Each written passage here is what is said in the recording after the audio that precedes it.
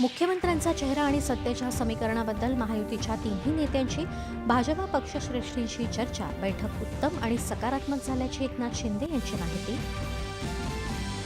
मुख्यमंत्रीपदाबाबतचा निर्णय मुंबईतल्या महायुतीच्या बैठकीत होण्याची शक्यता. भाजपाच्या विधिमंडळ पक्षनेत्याच्या निवडीनंतर नव्या मुख्यमंत्र्यांचं नाव जाहीर होणार.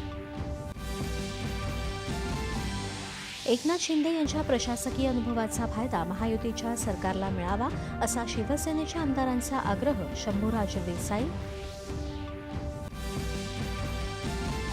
संसदेच्या हिवाळी अधिवेशनात अदानी आणि संभलमधल्या स्थितीच्या मुद्द्यावरून आजही विरोधकांचा गदारोळ. दोन्ही सदनांचं कामकाज सोमवारपर्यंत स्थगित.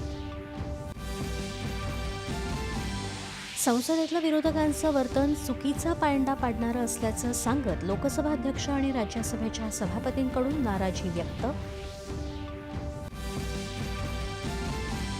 काँग्रेसमध्ये अंतर्गत मतभेद. पक्षात विरोधी पक्षनेते राहुल गांधी यांच्या म्हणण्याला गांभीर्यानं घेतलं जात नाही. भाजपाची टीका. प्रसिद्ध कला दिग्दर्शक दिवंगत नितीन देसाई यांनी उभारलेला कर्जत इथला एनडी स्टुडिओ महाराष्ट्र चित्रपट रंगभूमी आणि सांस्कृतिक विकास महामंडळानं परिचालनासाठी घेतला ताब्यात.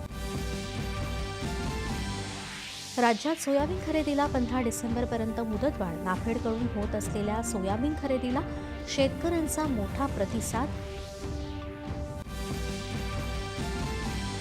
उत्तर प्रदेशातील संभलमधील हिंसाचाराच्या घटनेच्या न्यायालयीन चौकशीचे उत्तर प्रदेश सरकारचे आदेश. सर्वोच्च न्यायालयात झाली सुनावणी.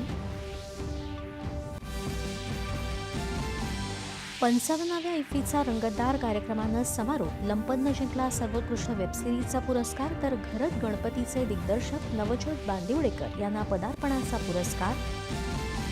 लिथुआनियाचा चित्रपट टॉक्सिक ठरला सुवर्णमयूर पुरस्काराचा मानकरी. फिलिप नॉईस यांना सत्यजित रे जीवनगौरव, तर क्रॉसिंग या चित्रपटासाठी लेवन अकिम यांना युनेस्को गांधी पदक प्रदान. आणि पुरुषांच्या कनिष्ठ हॉकी आशियाई स्पर्धेत जपानचा पराभव करत भारताची विजयी घोडदौड कायम. पुढचा साखळी सामना उद्या चीनी तैपेईसोबत.